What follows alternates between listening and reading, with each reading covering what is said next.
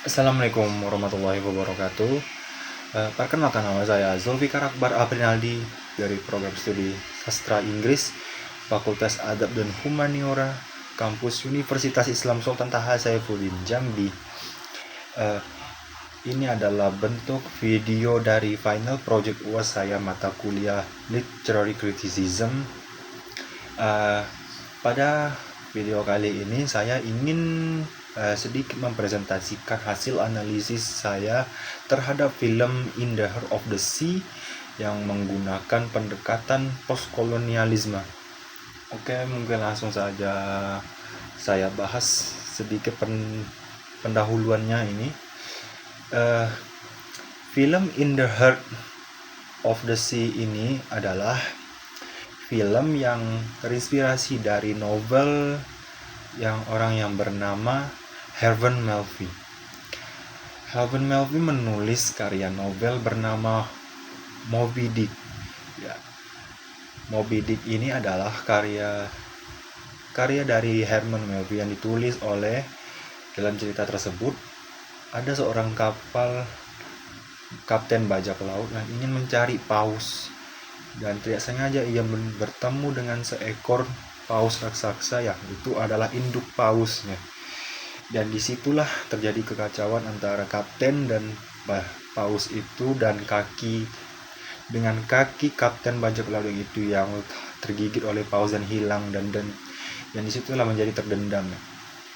Oke, film In the Heart of the Sea ini adalah merupakan film yang disutradai oleh Ron Howard. Karakter yang ada dalam film itu tuh, film ini dirilis pada tahun 2015. Lalu film ini diadaptasikan dari buku karya Nathaniel Philbrick yang mencetak ceritakan film kisah nyatanya ini tenggelamnya kapal pemburu paus itu yang sudah saya sebut itu, yang bernama pausnya ini adalah Paus Essex. Pada tahun 1820, peristiwa tersebut ini kemudian menginspirasi lahirnya novel terkenal yang disebut Moby Dick. Inilah Moby Dick yang dikenal orang bahwa novel Moby Dick ini hanya obsesi kapten bajak laut terhadap paus itu. Namun itu tidak tepat sama sekali kalau kapten bajak laut itu sangat terobsesi kepada paus itu hanya karena dendam. Tapi bagi saya, dalam cerita novel itu tuh lebih tepatnya kepada revenge, balas dendam, obsesi, kehausan atau kekuasaan gitu. Film ini juga menceritakan pejuang para awak-awak kapal kapal Essex itu yang berlayar untuk berburu demi paus, untuk mencari minyak yang ada yang sangat mahal dari paus itu. Pada masa itu, para komoditas yang sangat berharga itu, mereka melakukan perjalanan. Mereka itu berubah menjadi tragedi. Kapalnya mereka itu dihancurkan oleh paus sperma itu. Nah, alasan kenapa saya ingin memilih film ini, karena film ini tidak hanya menyajikan kisah petualangan, tetapi film ini juga memperlihatkan bagaimana manusia ini berusaha menguasai alam demi kepentingan ekonomi mereka sendiri. Selain itu, film ini juga menunjukkan adanya hubungan kekuasaan antara pemilik modal, kapten kapal, awak, dan alam sebagai objek eksploitasi. Itulah kenapa saya sangat tertarik pada film ini dengan mengkaitkan dengan kajian teori postkolonialisme. Itu karena yang saya ketahui bahwa di film itu yang saya lihat ini ada kebersamaan, kehausan antara orang yang kehausan orang yang kaya itu memanfaatkan kapten bajak laut yang sudah sangat terkenal itu, dan tidak sengaja ia tuh menjatuhkan kapten itu dengan awak bajak laut. bajak laut yang lain, itu hanya karena demi kekuasaan dan kepentingan mereka. Oleh karena itu, fokusnya penelitian saya ini adalah menganalisis bagaimana dengan hubungan kekuasaan, dominasi, eksploitasi, dan identitas dalam film ini dapat dipahami melalui teori postkolonialisme. Dalam film ini, In the Heart of the Sea, seperti ini gambaran dapatnya. Film yang ini yaitu film On the Heart of the Sea ini yang dapat saya ambil. In the Heart of the Sea ini merujuk pada buku non fiksi. Maaf, saya jatuh. Buku non fiksi sejarah karya Nathaniel Philbrick dan film yang diadaptasinya itu dari tahun 2015 yang disutradarai oleh Ron Wolf.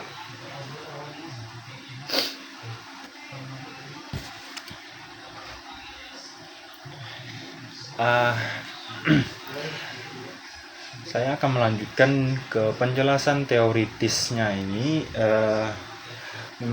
Pertama ini, teoritis postkolonialisme ini adalah teori sastra yang mempelajari dampak kolonialisme terhadap masyarakat, budaya, identitas, dan hubungan kekuasaan. Yang pertama ini, tokoh pertama yang sangat berpengaruh dalam film ini adalah Edward Said. Menurut Edward Said, kelompok yang memiliki kekuasaan yang akan menciptakan pandangan bahwa mereka ini lebih unggul dibandingkan kelompok lain. Kelompok-kelompok yang lain yang lemah ini kemudian dipandang sebagai objek yang dapat dikuasai. Jadi, bagi mereka, orang yang sangat kaya yang itu, kelompok yang memiliki kekuasaan dan kekayaan itu, mereka melihat orang-orang yang miskin, tidak mampu, itu mereka melihat bahwa itu adalah bisa dijadikan alat untuk dimanfaatkan. Bagi mereka itu adalah uang, adalah kekuasaan. Kalau bagi mereka menyuruh orang lemah itu, kalau kamu mau pergi belayar, nyari paus, ambilkan minyak beberapa tong, ini uang untuk kamu. Jadi bagi mereka begitu, orang-orang lemah itu dipandang rendah dan dimanfaatkan seenaknya saja begitu. Konsep ini, bagi saya konsep ini sangat, istilah itu adalah orientalisme, yaitu cara pandang mereka yang menempatkan pihak lain sebagai sesuatu yang berbeda, lebih rendah dan layak dikendalikan. Itu seperti saya sebutkan tadi. Terus tokoh kedua ini ada Homika Badha namanya. Ia memperkenalkan konsep mimicry, yaitu kecenderungan kelompok yang rendah ini suka meniru nilai-nilai atau memperlakukan kelompok dominan agar memperoleh pengakuan. Dan terus yang ketiga ini ada Gayatri Spivak. Ia merupakan perkenalan konsep sebuah yang namanya subaiter, yaitu kelompok yang suaranya tidak dapat didengar karena keberadaan mereka dalam posisi yang lemah secara sosial maupun itu ekonomi mereka. Lanjut, saya akan memberikan sedikit analisis hasil saya. Dalam film itu, film In the Heart yang saya ketahui itu, dalam adegan pertamanya itu mereka menunjukkan konsep postkolonial, itu ketika perusahaan pelayaran ini memerintahkan kapal Essex untuk menangkap paus sebanyak mungkin, yang tentunya tujuan mereka itu adalah untuk kepentingan para orang-orang kaya itu.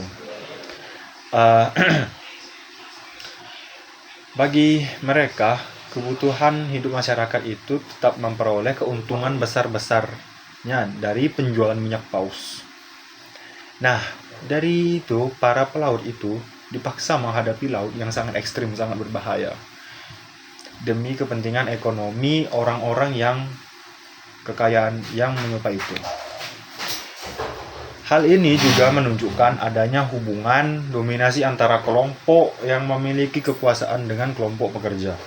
Nah, adegan film yang saya dapat yang ditangkap itu tuh, adanya itu konflik antara Kapten Georgian Pollard dan Owen Chase. Yang dua itu adalah kapten utama dari kapal tersebut. Georgian Pollard adalah konflik antara Kapten Georgian Pollard dan Owen Chase. Dari keluarga kaya itu sehingga memperoleh jabatan sebagai kapten meskipun pengalaman mereka itu masih terbatas. Nah, sebaliknya Owen Chase adalah pelaut yang jauh lebih berpengalaman. Itulah mengapa bagi orang-orang kaya itu Kapten Owen Chase ini adalah kartu as mereka. Dan itu seenaknya saja memerintahkan Owen Chase dengan uang seenaknya mereka dan memperbahayakan nyawa kedua kapten itu dengan para awak-awak kapal lainnya itu.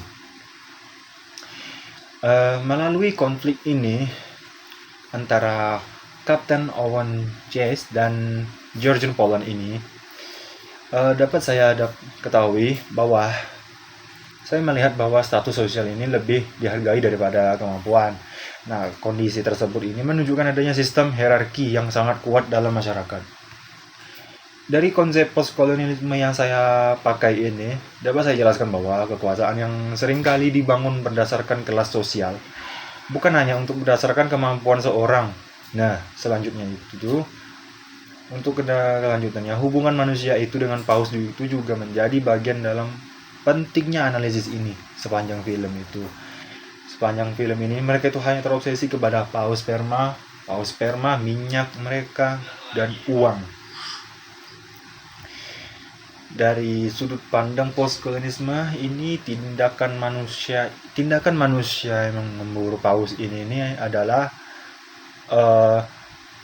ketidakseimbangan alam pada manusia, dan alam ini bagi mereka itu diperlakukan sebagai objek yang hanya bernilai apabila menghasilkan keuntungan ekonomi.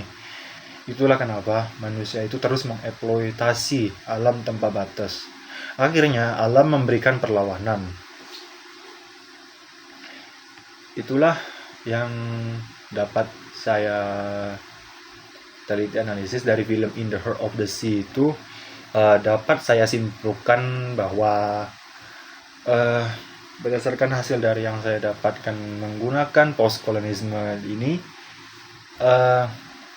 film ini menunjukkan adanya hubungan kekuasaan antara pemilik modal dengan para pekerja, adanya hierarki antara kapten dan awak kapal, serta adanya eksploitasi manusia terhadap alam demi kepentingan ekonomi.